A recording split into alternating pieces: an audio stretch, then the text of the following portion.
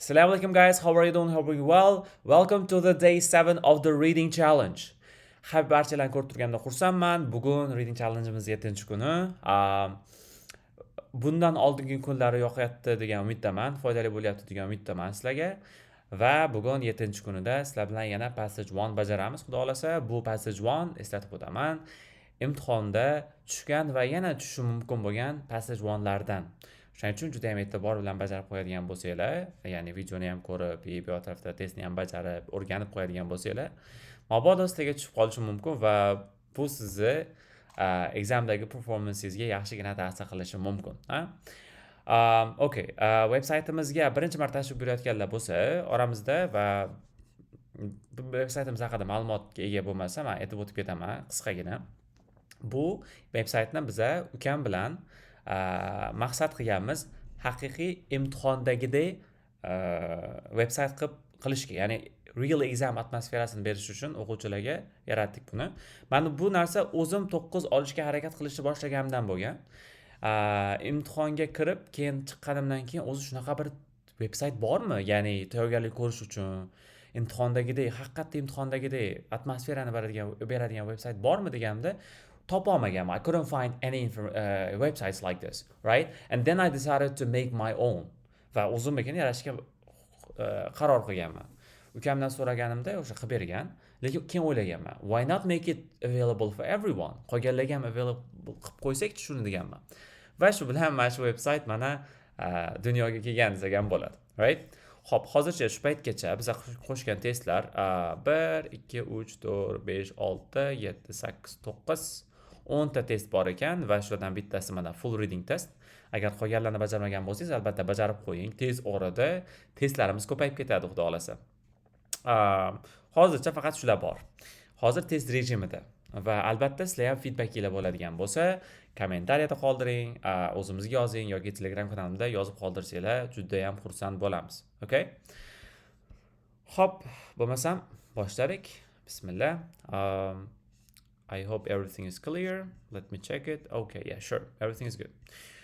So today's topic is wood, a valuable resource in New Zealand's economy. New Zealand economy'sidagi juda ham bir muhim bo'lgan resurslardan bittasi deyapti wood. Hop, we have true false asking questions and then here sentence completion questions. No, short answer questions. Short answer again.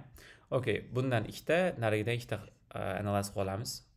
Settlers realized wooden houses were more dangerous than other types of structure.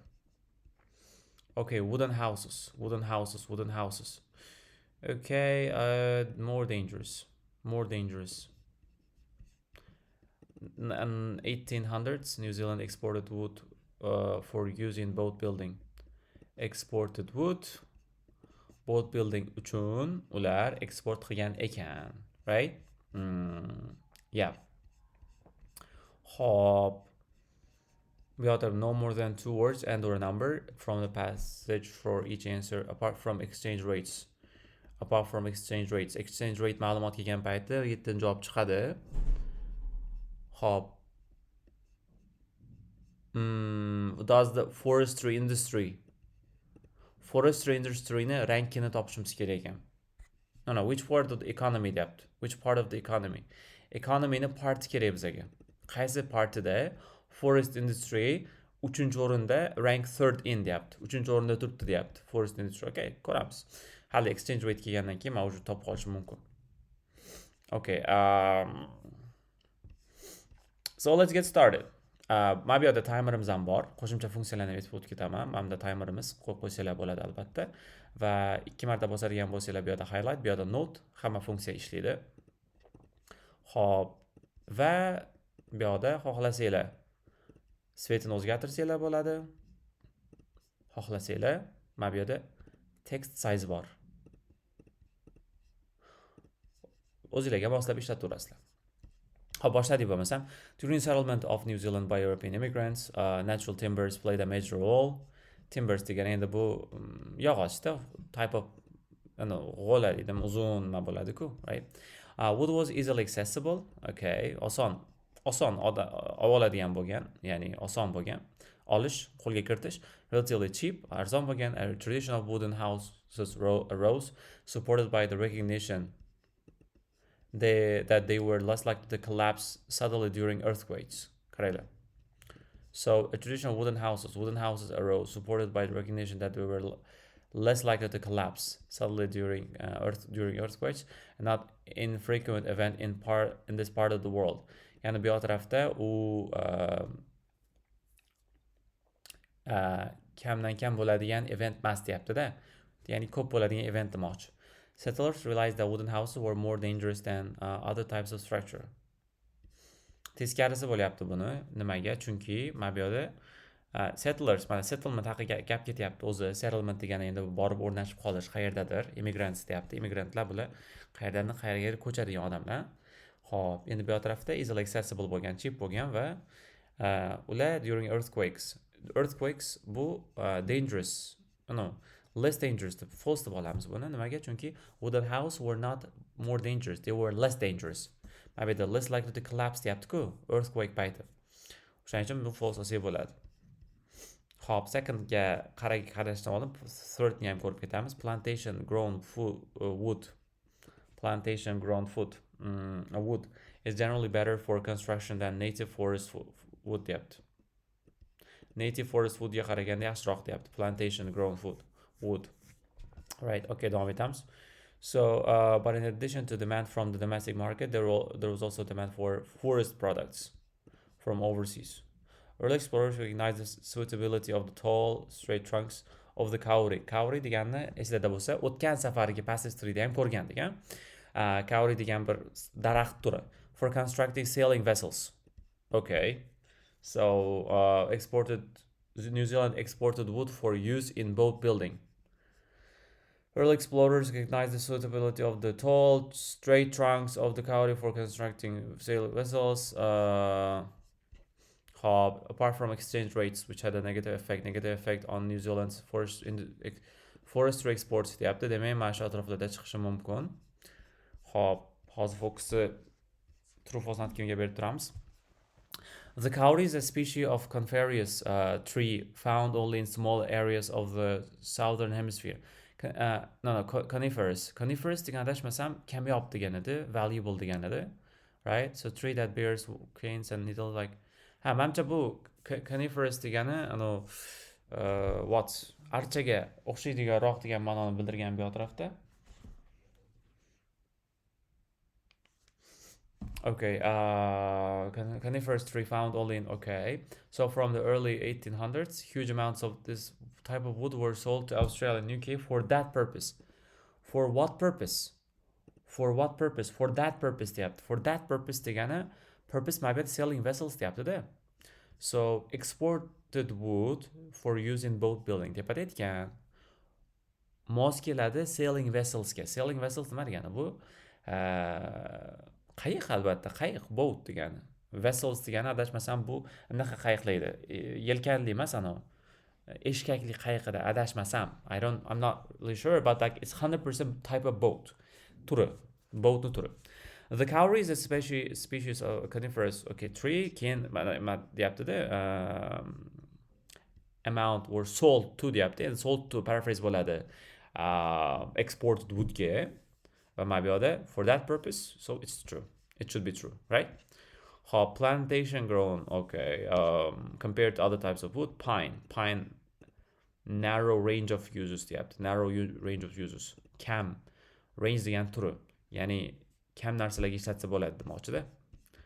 Exchange rates kelmadi. For a period, the forest industry was the country's major export earner, but the rate of harvest was unsustainable. Ya'ni harvest bu hosilni nimasi darajasi tekis bo'lmagan, bir tekis bo'lmagan. Unsustainable degani barqaror emas degani. By the beginning of the 20th century, indigenous timber exports were rapidly declining. 20-asr boshigacha deyapti. Indigenous degani ulardagi native local timberlarni eksportlari kamayib ketayotgandi deyapti. U hali ma'lumot kelmadi menimcha. Hop, so let's go. From 1940s, newly established plantations. Plantations haqida gap keladi. Katta ehtimol bilan mana shuni ham javob chiqishi kerak. Of an imported species of tree called radiata. Radiata degan tree bor ekan. Pine, radiata pine, radiata pine supplied timber and other wood products in increasing quantities. Okay. Yangi plantationlar qilingan ekan, xuddi hosilmi, yerlarmi. Plantation o'zi bir I don't know how it's translated in Uzbek, but it's similar to a field full of crops, right? So an estate on which crops such as coffee, mana, ya'ni joyda narsalar o'stiriladigan. Hop, by the 1960s, plantation grown timber, plantation grown timber was providing most of the country's sawn timber needs, especially for construction.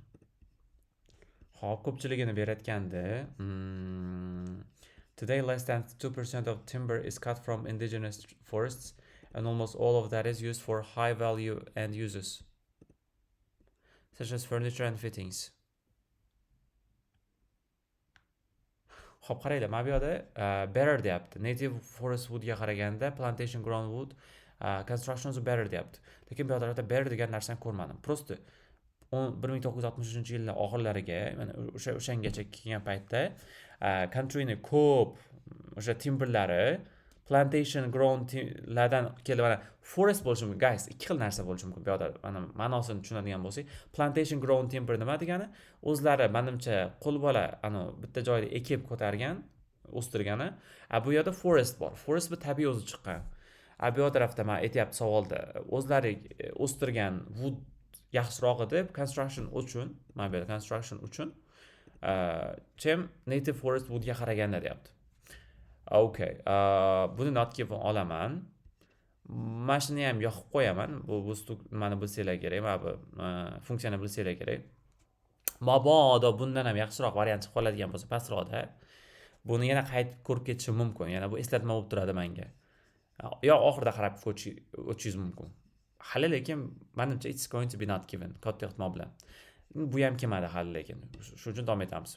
So, as the pine industry developed, pine industry haqida gap keldi, it became apparent that this use of wood was also well suited for many uses deyapti. Pine industry. This type of wood deyapti. Pine industry.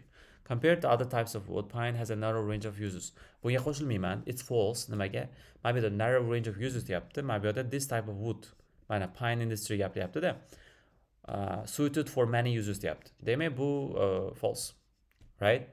So, narrow uses emas, many uses. Teskarisi.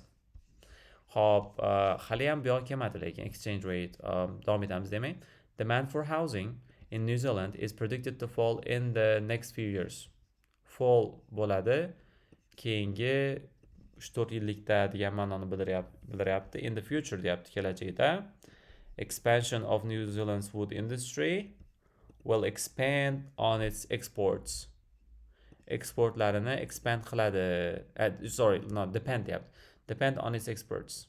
Exportlariga bog'liq deyapti. New Zealandda wood industriyasini ko'payishi deyapti. Xo'p, davom etamiz menimcha. Just go on. It makes excellent pulp. Pulp degani bu pastda mana bunaqa deb qo'ygan bo'lsa, yulduzcha qo'yib qo'ygan bo'lsa, pastga tushasiz. Wood which is crushed until soft enough to form the basis of paper. Pulp degani bu ezilgan paper, ezilgan wood da bu.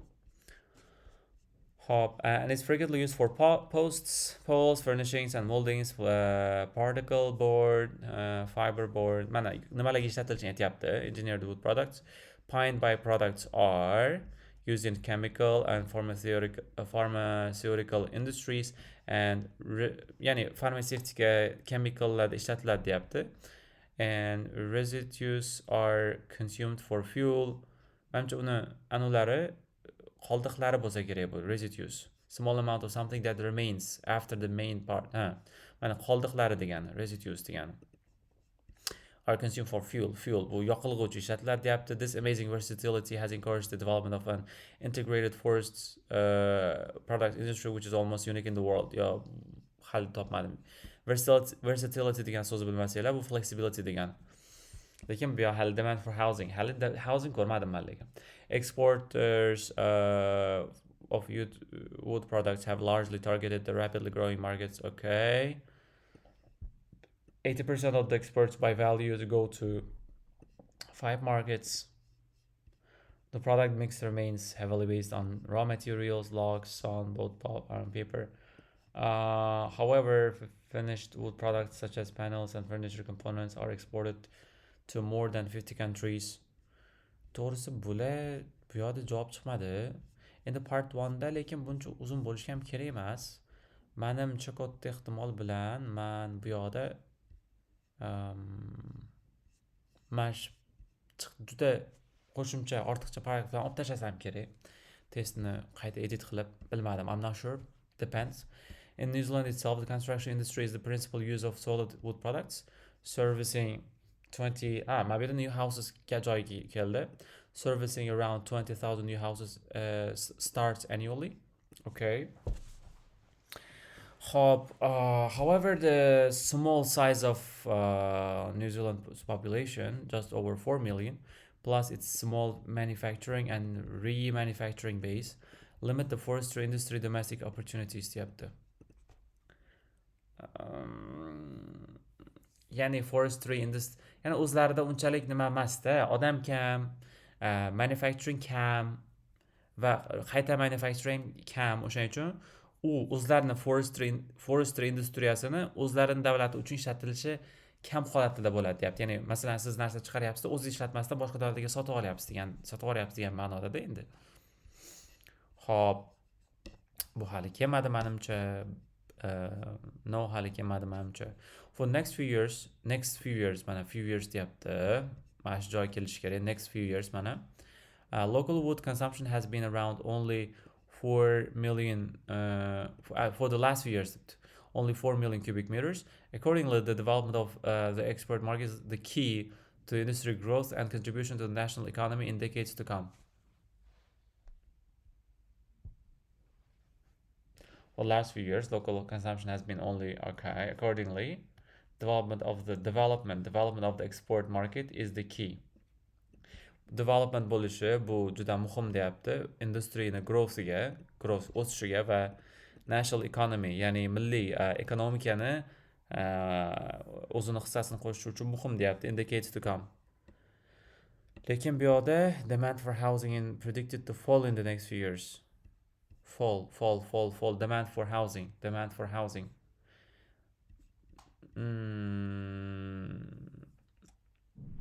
However, the small size. I don't know, honestly. I'm not really sure about this. Buni ham belab qo'yaman. Mabodo kelib qolsa endi. Will depend on exports. In 2004, forestry export receipts are 15% of the country's total export income. Okay. Their value having increased steadily for 10 years. Values 10 yilda o'sib kelgan until affected by the exchange fluctuations and shipping costs of recent years. Hop. Exchange degan mana shu yerda borda. Apart from deyapti, exchange ratesdan tashqari qaysi faktor negative impact bo'lgan New Zealandda forest exportiga deyapti. Bu shipping costs bo'lgan. Ko'rgan bo'lsanglar mana. Mana affected by the exchange fluctuations and shipping costs. Shipping cost degani bu yetkazib berish narxi. Ya'ni shipping degani bu qayerdan qayergadir olib borish narsani. Fluctuation degani bu o'ynab turishi. Exchange deganda endi bu menimcha valyutani o'ynab turishi.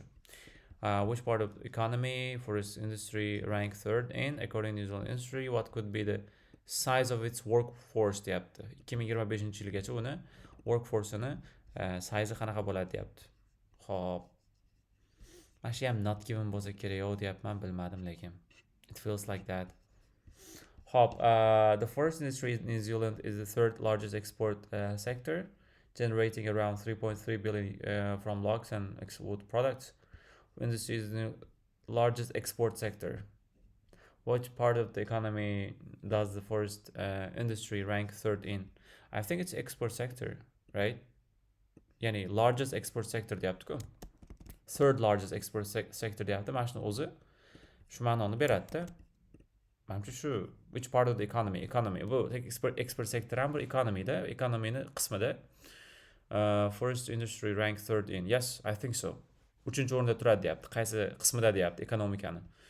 A size, what kind of timber product is available in large amounts deyapti. From renewable forests deyapti. Okay, bo'ldi. Mana shu bitta oldinda ketganinglar yaxshi. Passage 1da men har doim shunaqa qilaman. Hamma passage shunaqa qilaman. Bitta oldinda ketaman. Mana 9 ni qarayapmanmi, 10 ni ham qarab qo'yaman. Chunki 9 o'tib ketib, mabodo 10 kelib qoladigan bo'lsa, u ham sizga plus. Hop, but it's generally agreed that it's operating well below its capacity, and with the domestic market already at its peak, almost all of the extra wood produced in the future will have to be marketed overseas. That presents a major marketing challenge for the industry. Okay. Qiziq. Okay, ko'raylikchi. Balkim nimadirlardan qayerdandir chiqib qolar. Also the export of logs. Logs degani bu g'o'la desak bo'ladi. G'o'la deydimi o'zbekchada? Nima deydi buni? Mana bunaqa dumaloq, uzun, shunaqa yog'ochlar. Uylarni tomini yopishga ishlatiladigan. Will continue to provide valuable earnings for forest owners. There is broad, ya'ni ularga valuable earnings, ya'ni normalniy pul olib kelib turadi deyapti. Shunaqa bo'lishiga qaramasdan, there is broad acceptance that the industry must be based on value added products in the future. Ya'ni foyda beradigan produktlarga based bo'lishi kerak bu deyapti-da. So the industry is investigating various processing, infrastructure and investment strategies with a view to increasing the level of local manufacturing before export. The keys to future success will depend on a variety of factors. Okay. Kelajakdagi muvaffaqiyatga ko'p narsalar bog'liq deyapti. Better international marketing yaxshi bo'lishi kerak. Product innovation, international competitive processing, better infrastructura, a suitable political, regulatory investment environment. Atmosfera yaxshi bo'lishi kerak. Political atmosferasi, regulatory, boshqaruv, investment. Okay. The industry claims that given the right conditions by 225, mana bu yerda 225 debdi. The forest sector would be the only biggest export earner. Forestry sector eng katta exportdan pul topadigan bo'lishi mumkin, generating 20 billion a year and employing 60,000 people. Okay, so this is the correct answer. 60,000 people. Ya'ni bu yerda aytganku workforce qancha bo'ladi deb. Mana mana shunda copy paste qilib qo'yaverasiz. Okay? So this is what you can do. What kind of timber is available in large amounts? Buni ko'rmadim hali. Which aspect of timber are main customers increasingly concerned about? Which aspect of timber production deyapti. Qaysi aspekti deyapti. Customerlar eng ko'p e'tibor beradigan, concerned about degani bu tashvishlanadi bo'lishi mumkin yoki e'tibor beradi. They care about. Okay. Bu hali chiqmadi lekin adashmasam. In the future, the expansion of New Zealand's wood industry. Yot chiqdimi mana shu yerda. Claims that given the right conditions could be the country's biggest export earner. The expansion of New Zealand's wood industry. G'alatroq passage ekan nimagadir. Endi imtihonda tushishi mumkin shunaqa passajlar ham. Oshchasiga aytaman, men o'tgan safargi imtihonimda, oxirgi imtihonimda mana shunga o'xshagandan 3 ta passage tushgan. Ya'ni chalkashroq passagelar tushgan. Tushib qoladi shunaqa passajlar ham imtihonda. Hop, bu yerda o'sadi demaganda, lekin expansion of New Zealand's wood industry will depend on its exports. Yoki shunaqami? Given the right conditions, agar to'g'ri condition bo'ladigan bo'lsa deyapti. Forestry sector deyapti. Biggest export earner bo'lishi mumkin deyapti. Va 20 milliard dollar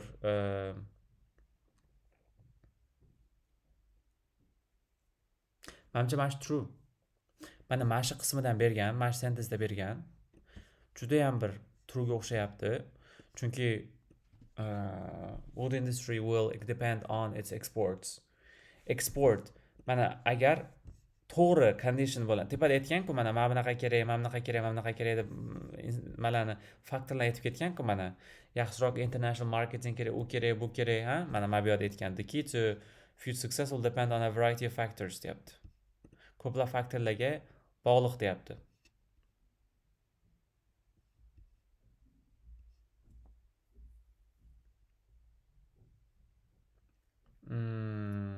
Broad acceptance that the industry must be based on value-added products, increasing levels, okay, international company, marketing, better infrastructure. So the industry claims that, I think it's true. Mana mash qismini o'qisanglar topasizlar.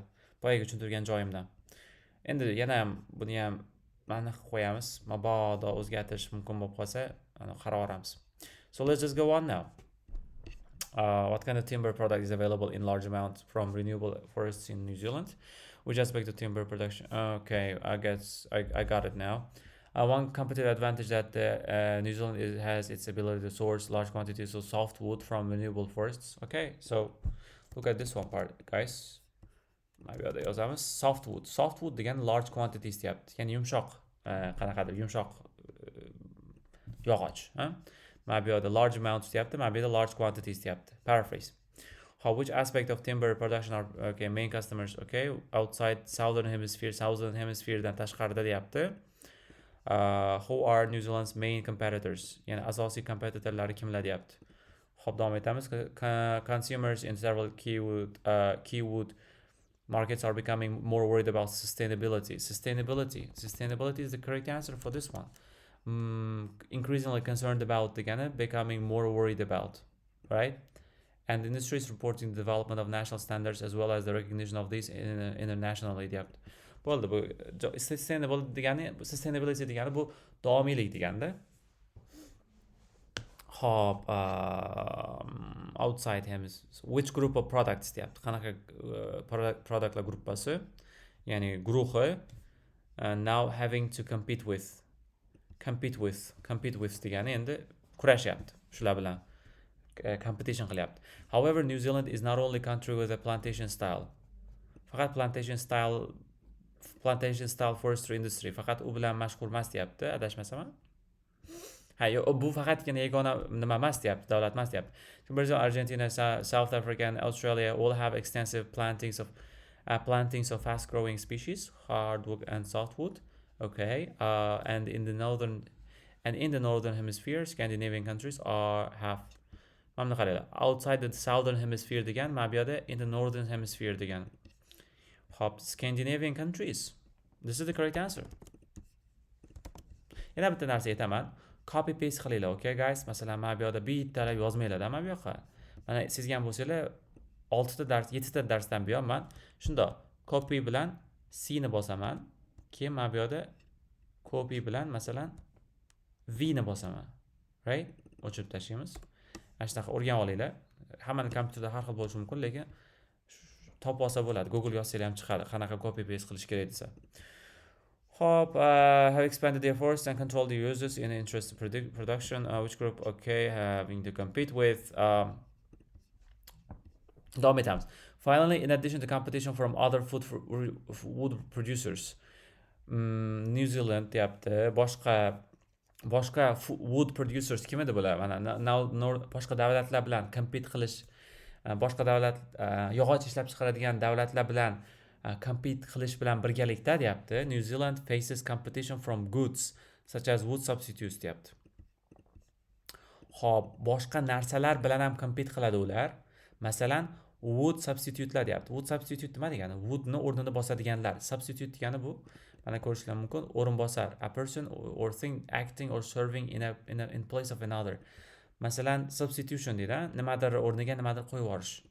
Wood substitute degani bu yog'ochchi o'rniga ishlatsa bo'ladigan materiallar. Va mana bu yerda ko'rishlar mumkin, which group of products deyapti, having to compete with. Mana product. Agar davlatlar desa, mana bu yerda wood producers yoki nimalar bilan compete qilyapti desa, masalan, kimlar bilan desa wood producers bo'lardi. Undan tashqari ular wood substitute bilan ham compete qilyapti ekan. This includes steel framing for houses. Bular qaranglar, nimaga mana shu yerda steel framing emas?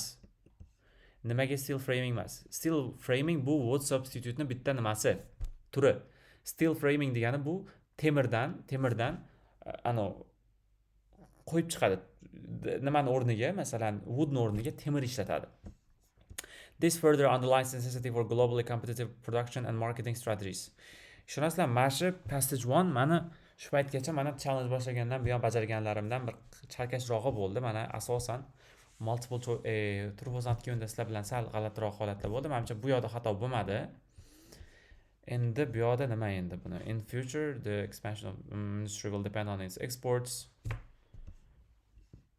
Demand for housing in New Zealand is predicted to fall in the next few years. Bu berilmagan.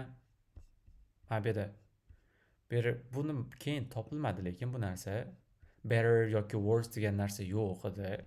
Bu endi to'g'ri bo'lishi kerak. Endi shu ham xato bo'lsa false, true, not given, false, not given, true. So tavakkal qilamiz endi bu yog'ida demand for housing fall bu aniq berilmagan adashmasam 5 umuman ko'rmadim. 6 ni ko'ramiz. 6. So the expansion of New Zealand's wood industry will depend on experts. Xullas mana shu joydan oldikda endi nima deysizlar? Right condition bo'ladigan bo'lsa, countryni biggest export earner bo'lishi mumkin deyapti va va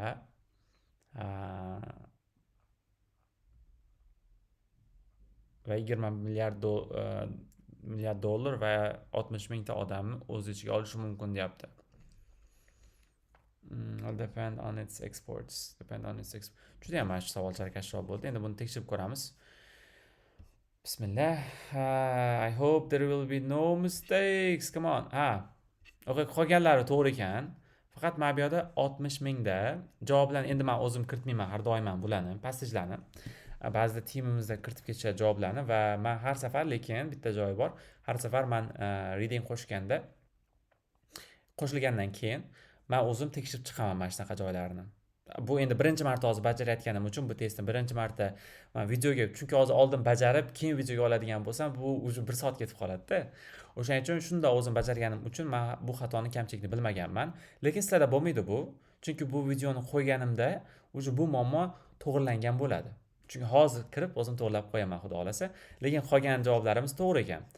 Va mana bu yerda feedbacklarni qoldirsanglar xursand bo'laman va YouTube'da qaranglar, YouTube'da oxirgi videolarimda juda ham kam prosmotr bo'layotgan ekanda. Agar bu videoni ko'rayotgan bo'lsangiz, demak YouTube'dan ko'ryapsiz. Va menga podpiska bosib, agar YouTube tagida masalan o'zingizlarning fikrlarni qoldirib ketadigan bo'lsanglar kommentariyada, ishoninglar juda ham bu menga yordam beradi. YouTube o'sha platformamni ham ko'tarib olishimga. Chunki men buni sizlar uchun qilyapman va bu shunchaki feedback yozganinglar menga qaysidir ma'noda yordam beradi o'sishimga, right?